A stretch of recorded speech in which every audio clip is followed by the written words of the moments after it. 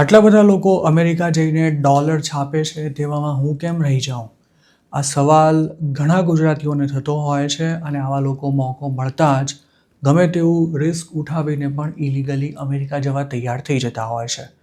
2024 સુધી તો જાણે પગપાળા સંઘ જતો હોય તેમ ગુજરાતીઓ મેક્સિકો અને કેનેડા બોર્ડર ક્રોસ કરી અમેરિકામાં ઘૂસી જતા હતા.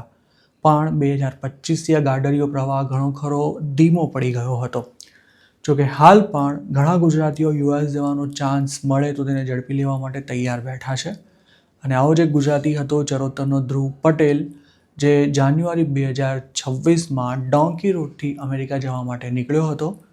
પણ રસ્તામાં તેની સાથે એવી એક ભયાનક ઘટના બની હતી કે હવે તે આખી જિંદગીમાં ક્યારેય અમેરિકા જવાનું નામ નહીં લે. આણંદના એક ગામના વતની ધ્રુવ પટેલનો એક ઇન્ટરવ્યૂ તાજેતરમાં જ ઇન્ડિયન એક્સપ્રેસમાં પબ્લિશ થયો છે, જેમાં તેણે પોતાની સાથે ઇન્ડિયાની બહાર જતાં શું થયું હતું અને ઇલીગલી યુએસ જવું કેમ જાણી જોઈને કૂવામાં કૂદવાનું જોખમ લેવા બરાબર છે તેના વિશે વિગતવાર વાત કરી હતી. ધ્રુવને જાન્યુઆરી 30ના રોજ દિલ્હી જવા માટે નીકળવાનું છે તેવો મેસેજ મળ્યો હતો. અમેરિકાની જર્નીનું તેનું આ પહેલું મુકામ હતું. પ્લાન પ્રમાણે તેને વડોદરાથી દિલ્હી અને ત્યાંથી ટુરિસ્ટ વિઝા પર વાયા અઝરબૈજાન થઈને તુર્કી પહોંચવાનું હતું. એજન્ટે તેને એવું કહ્યું હતું કે તુર્કીથી તેને કેનેડા મોકલી દેવાશે અને કેનેડા પહોંચ્યા બાદ બોર્ડર ક્રોસિંગ કરી અમેરિકા ચાલ્યા જવાનું છે. તેની સાથે દીપિકા નામની આણંદની જ એક યુવતી અને અન્ય એક પંજાબી યુવક પણ હતા. ધ્રુવની ફેમિલીવાળાએ લોકલ રેફરન્સના આધારે એક એજન્ટ શોધ્યો હતો અને તેમને વહેમ હતો કે પોતાનો દીકરો સહી સલામત અને જલ્દીથી જલ્દી અમેરિકા પહોંચી જશે. ઇન્ડિયન એક્સપ્રેસ સાથે વાત કરતાં ધ્રુવે કહ્યું હતું કે તેના ઘણા રિલેટિવ્સ અમેરિકા જઈને સક્સેસ થયા છે અને તેમને જોઈને પોતે પણ અમેરિકા જવા માંગતો હતો. ધ્રુવ જાણતો હતો કે ડોન્કી રૂટથી અમેરિકા જતા લોકોને કેવા જોખમોનો સામનો કરવો પડે છે. ડિંગુચાના જગદીશ પટેલની ફેમિલી કેનેડા બોર્ડર પર બરફમાં થીજીને મોતને ભેટી તે ઘટનાથી પણ તે સારી રીતે માહિતગાર હતો. પણ તેમ છતાંય તે ડોલર કમાવાની લાલચે અમેરિકા જવા માંગતો હતો. ધ્રુવ પટેલ દિલ્હીથી અઝરબૈજાન પહોંચ્યો ત્યારે પણ તેને એમ હતું કે હવે તેને અહીંથી તુર્કી લઈ જવામાં આવશે. પણ બાકુ એરપોર્ટ પર લેન્ડ થતાં જ ધ્રુવ સહિતના લોકો પાસેથી ફોન લઈ લેવામાં આવ્યા હતા અને તેમને એક અવાવરું સ્થળે લઈ જઈ રૂમમાં પૂરી દેવાયા હતા. પોતાનું અપહરણ થઈ ગયું છે તેનો ધ્રુવને થોડા જ સમયમાં ખ્યાલ આવી ગયો હતો, પણ ત્યાં સુધીમાં ઘણું જ મોડું થઈ ચૂક્યું હતું. ધ્રુવને તે રૂમમાં 8 દિવસ સુધી પૂરી રાખીને નિર્વસ્ત્ર કરી ટોર્ચર કરવામાં આવ્યો હતો. ઇલેક્ટ્રિક શોક અપાતા તે જ્યારે ચીસાચીસ કરતો ત્યારે તેની ફેમિલીને વિડીયો કોલ કરીને અપહરણ કરનારા પૈસાની ડિમાન્ડ કરતા હતા. ધ્રુવે એક્સપ્રેસને જણાવ્યું હતું કે પોતાનું અપહરણ કરનારા પાકિસ્તાની હતા અને બાબા ખાન નામના એક નામચીન ગુંડા માટે કામ કરતા હતા. હરિયાણાનો એક એજન્ટ પણ તેમની સાથે સંકળાયેલો હતો અને તે લોકો ક્રિપ્ટોકરન્સીમાં પૈસા માંગી રહ્યા હતા.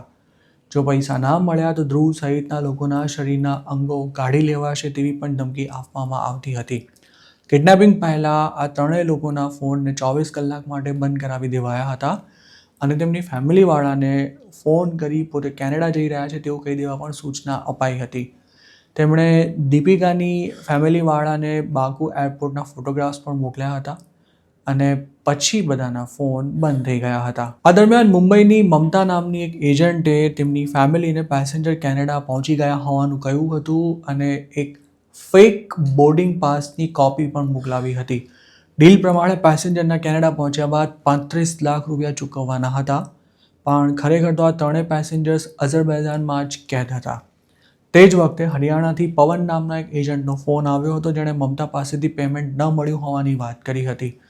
ધ્રુવનું કહેવું છે કે પવન અને બાબા ખાન તેના ફેમિલી મેમ્બર્સને ફોન કરવાની સાથે ટોર્ચરના વિડીયો પણ મોકલતા હતા અને 2 કલાકમાં જ ખંડણીની રકમ ચૂકતે ન કરી તો તેનું ગંભીર પરિણામ આવશે તેવી ધમકી પણ આપતા હતા. તેનાથી ડરી ગયેલા ધ્રુવના મા બાપે યુએસડીટી દ્વારા પવનને ટોટલ 15 લાખ રૂપિયા ચૂકવ્યા હતા. જોકે ત્યારબાદ પણ ધ્રુવને છોડવામાં નહોતો આવ્યો. તેના પર એટલું ભયાનક ટોર્ચર કરાયું હતું કે તેણે પોતાનો જીવ બચશે તેવી આશા પણ છોડી દીધી હતી. ત્યાં તેમને દર 2 દિવસે માંડ એકવાર થોડા ઘણા દાળ ભાત ખાવા માટે મળતા હતા અને વારંવાર માર મારવામાં આવતો હતો. 8 દિવસ બાદ આખરે પોલીસે તે લોકેશન પર રેડ કરી ત્યારે ધ્રુવના જીવમાં જીવ આવ્યો હતો. ધ્રુવ, દીપિકા અને પંજાબનો યુવક કિડનેપર્સના કબજામાં હતા ત્યારે જ ધ્રુવની ફેમિલીએ મંત્રી કમલેશ પટેલનો સંપર્ક કર્યો હતો, જેમણે સાંસદ મિતેશ પટેલને આ બાબતથી માહિતગાર કર્યા હતા. તે વખતે બજેટ સેશન ચાલી રહ્યું હોવાથી મિતેશ પટેલ સંસદમાં જ હતા અને તેમણે વિદેશ મંત્રી જયશંકરનો સંપર્ક કરી મદદ કરવા માટે અપીલ કરી હતી. વિદેશ મંત્રાલયની સૂચનાથી બાકુ સ્થિત ઇન્ડિયન એમ્બસીએ લોકલ પોલીસનો કોન્ટેક્ટ કરી ફેબ્રુઆરી 9ના રોજ 24 કલાકમાં જ ત્રણેય ઇન્ડિયન્સને છોડાવ્યા હતા. ધ્રુવ ઇન્ડિયા પાછો આવી ચૂક્યો છે, પણ અઝરબૈજાનમાં પોતાના પર જે ટોર્ચર થયું હતું તેની અસર તેના મગજ પરથી હજુ નથી ઓસરી.